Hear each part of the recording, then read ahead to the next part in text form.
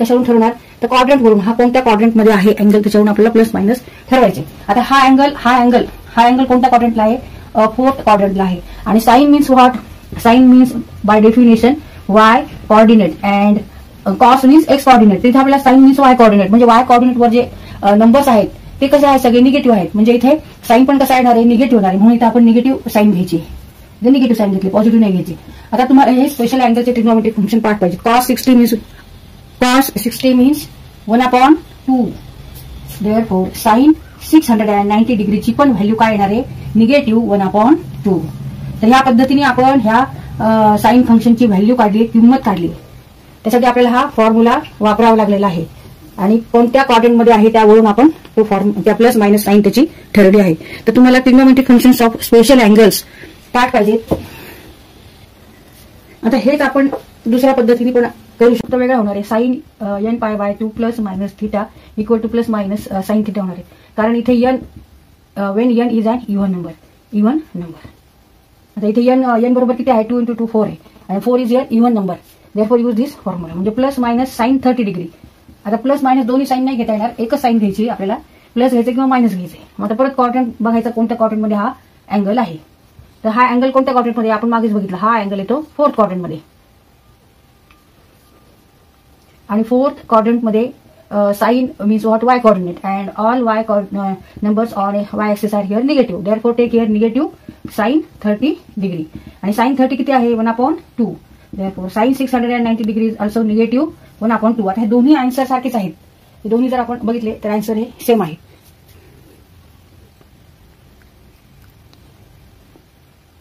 Equal to sine 1 × 360 plus 135 degree means sin 135 degree means 90 plus 45 degree. 90 means π/2 plus 45 degree. Therefore, here we use this formula because here n is odd number. Here n equal to 1. Therefore, cos theta and theta is here 45 degree. Cos 45 degree and plus minus sign these depend upon quadrant in which that angle lies. Now, this angle means sin 495 equal to sin 135 degree. This angle lies in second quadrant, and in second quadrant y coordinates are positive. On y axis all number are positive. Therefore, here we take positive cos 45 degree, and cos 45 is 1/√2. Now 495 is also sin 180 degree minus 45 degree means sin pi minus 45 degree. Here n is even number. n is here. तर आपण angle हा कोणत्याही पद्धतीने असा लिहू शकतो. Third example is cos 315 degree. तिथे आपल्याला कॉस फंक्शन काढायचं आहे, अँगलचं 315 ह्या अँगलचं कोसाइन फंक्शन रेशो काढायचं आहे. आता इथे आपण 315 हे दोन पद्धतीने इथे लिहू शकतो आपण. म्हणजे 360 वजा 315 म्हणजे इथे 45 अंश या पद्धतीने पण आपण हा अँगल लिहू शकतो. 360 म्हणजे 2π मायनस 45 डिग्री ह्या पद्धतीने हा अँगल लिहिता येतो. दुसरी पद्धत कोणती असू शकते, तर इथे आपण ऍडिशन करून लिहू शकतो का ते बघायचं. तर इथे हाच अँगल आपण 315 जर 270 घेतला तर म्हणजे 270 अधिक 45 बरोबर 315 ह्या पद्धतीने पण हा अँगल आपण लिहू शकतो. तर 270 म्हणजे काय, 3π/2 प्लस 45 डिग्री. तर कोणत्याही पद्धतीने अँगल घेतला तरी चालेल. तर आपण इथे ह्या पद्धतीने अँगल लिहून काढू. कॉस 360 वजा 45 डिग्री आणि इकडे ह्या पद्धतीने लिहू angle cos 315 degree means cos 270 degree plus 45 degree.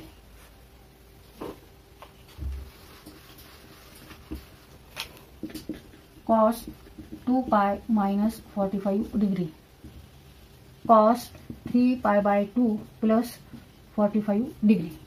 आता इथे n इक्वल टू इव्हन आहे, इथे n इक्वल टू 3 आहे म्हणजे ऑड आहे.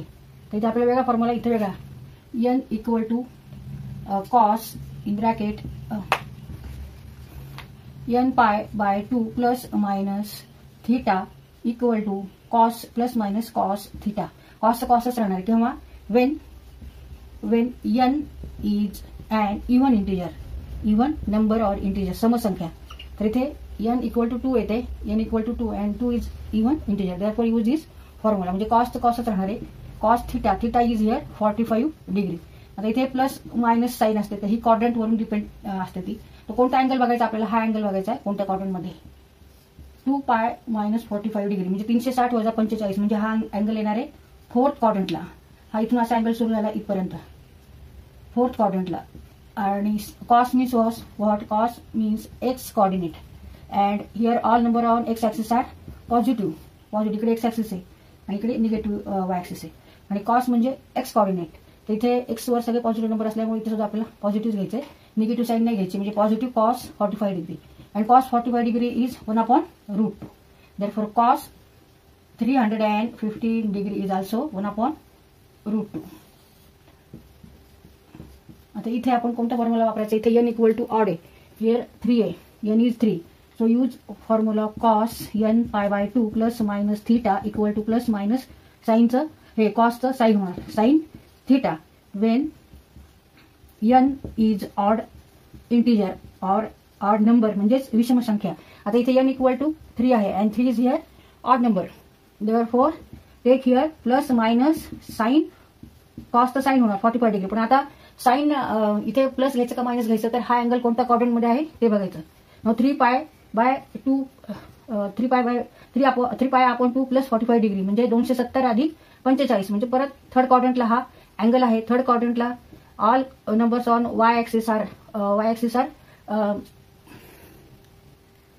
all numbers on x coordinates are positive and all numbers on y coordinate are here negative. But cos means what? Cos means x coordinate, and all coordinates on x means all numbers on x axis are positive. Therefore, take here positive sign 45 degree means 1/√2.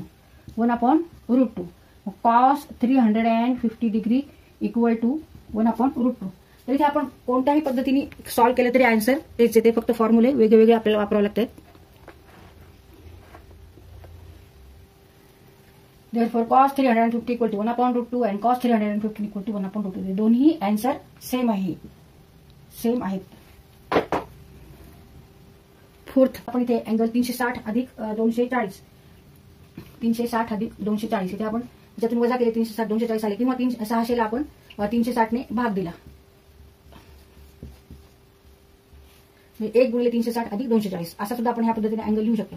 किंवा दुसरी पद्धत म्हणजे आता आपल्याला माहिती आहे की coordinate सिस्टीमवर आपण अँगल जेव्हा मोजतो तेव्हा 0 to 90, 90 to 180, 180 to 270, 270 to 360 आणि 360 नंतर राऊंड हे परत रिपीट होतात. इथून हा एक पूर्ण राऊंड झाला, परत इथून रिपीट होतो.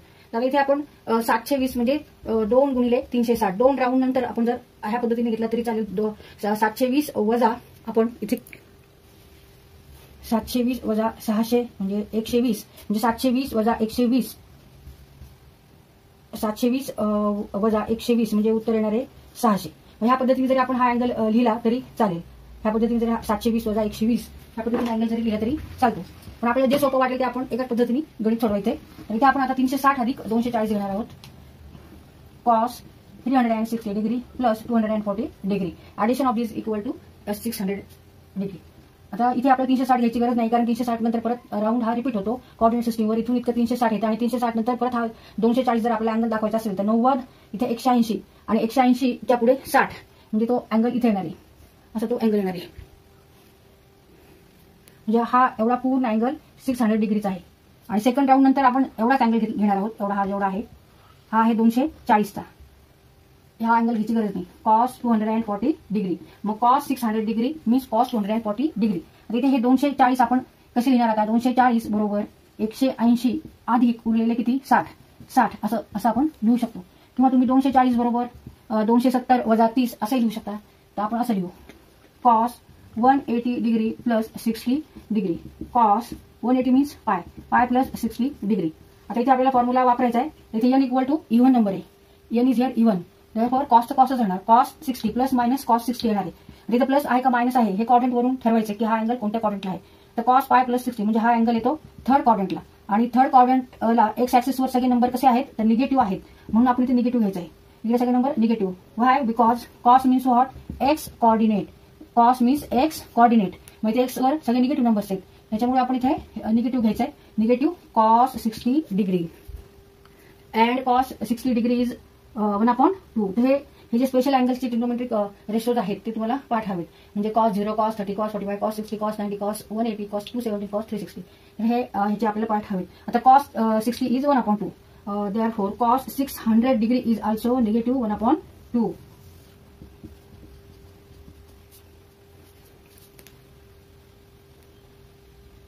हे 5 गणित आहे. tan 225. आता 225 आपण दोन पद्धतीने इथे असं लिहू शकतो. दोन किंवा अजून बऱ्याच हे लिहू शकतो आपण. पण इथे समजा 180 पेक्षा हा अँगल मोठा आहे. मग 180